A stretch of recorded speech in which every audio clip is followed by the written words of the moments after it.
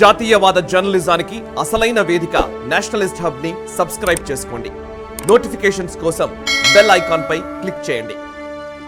So ఇక మీకు ఆరోగ్యపరమైన అంశాల్లో వైద్య ఆరోగ్య రంగంలో ఏం మార్పులు తీసుకొచ్చారు అండ్ విజయాలేంటి? వుహాన్ కరోనా వైరస్ వచ్చినప్పుడు మన పరిస్థితి ఏంటో చూసాం మనం.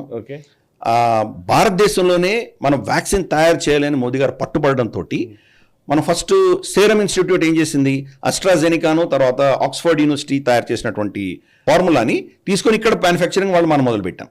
కానీ భారత్ బయోటెక్ భారతదేశంలోనే రీసెర్చ్ చేసి వాళ్ళు బయటకు తీసుకొచ్చారు. ఈ రెండు వ్యాక్సిన్స్ తప్ప మిగతా వాటిని రానివ్వలేదు మోదీ గారు.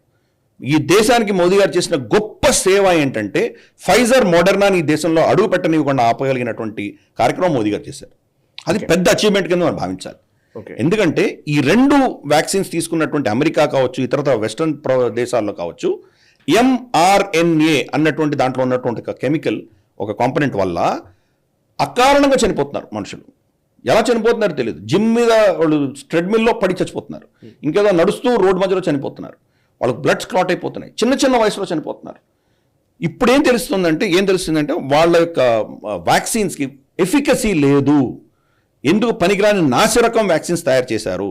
ఆ వ్యాక్సిన్ తీసుకున్నటువంటి వాళ్ళు ఎవరు ఉన్నారో వాళ్ళు బాగానే ఉన్నారు, తీసుకున్న వాళ్ళే దీనివల్ల నష్టపోతున్నారని ఇప్పుడు రిజల్ట్స్ వస్తున్నాయి మనకి. కానీ ఆ రోజు మాత్రం ఫైజర్ రాలేదు అని చెప్పేసి మనకు ప్లస్ వాళ్ళు ఏం చెప్పారంటే, మనకు మా వ్యాక్సిన్ తీసుకోవడం వల్ల మనిషికి ఏదైనా జరిగితే దానికి జరిగేటువంటి నష్టానికి మేము బాధ్యులం కాదని కాంట్రాక్ట్ అడిగారు గవర్నమెంట్స్ తోటి.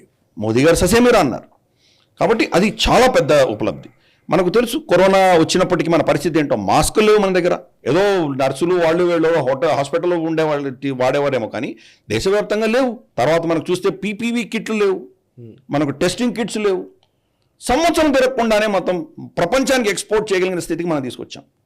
షట్ డౌన్ అయినప్పుడు, లాక్డౌన్ అయినప్పుడు ఈవెన్ కార్లు మ్యానుఫ్యాక్చర్ చేసేటువంటి మహీంద్రా కూడా వాళ్ళ లైనప్ అంతా కూడా, వాళ్ళ షాప్ ఫ్లోర్ లైనప్ అంతా కూడా ఈ టెస్టింగ్ కిట్స్ తయారు చేయడానికి వాడారు. అంటే దేశం అంతా కూడా ఒక్కసారిగా ఒక ఫార్మస్యూటికల్ జాయింట్గా ఎదిగింది. మనం వ్యాక్సిన్స్ కావచ్చు, లేదా ఇతరత్ర కిట్స్ కావచ్చు, ఇవన్నీ రావడం అన్నది ఒక చాలా పెద్ద విషయం. అంతేకాదు 100 దేశాలకు మనం ఇవ్వగలిగాం. మనం కరెక్ట్ అంటే ఒక వ్యాక్సిన్ డిప్లొమసీ చేయగలిగాం. ఈ 2 వ్యాక్సిన్స్ పెట్టుకొని మనం చేయగలిగాం.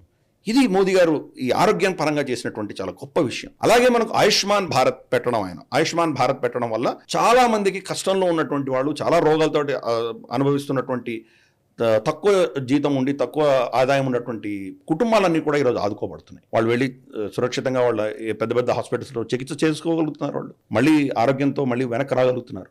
చాలా గొప్ప విషయం ఆయన చేసింది. ఈ 2 విషయాలు. మూడోది, 80 కోట్ల మందికి ఈరోజు ఉచితంగా ఆహారం ఇస్తున్నారంటే కనుక, ఆహారం లేకుండా ఆకలి చావులు చనిపోతున్నటువంటి వ్యక్తులను మనం ఆపగలిగాం, వాళ్ళని బతికించగలుగుతున్నాం. దేశంలో మనం ఆరోగ్యం ఏ ఆధారంగా మనం మాట్లాడతాం? మనకి ఆహారం ఉన్నదా లేదా, పౌష్టిక ఆహారం ఉన్నదా లేదా, ఆహారం లేమితోటి చనిపోతున్నారా, ఇవే కదా దానికి అంశాలు. వాటన్నిటిని కూడా అరికట్టడం జరిగింది.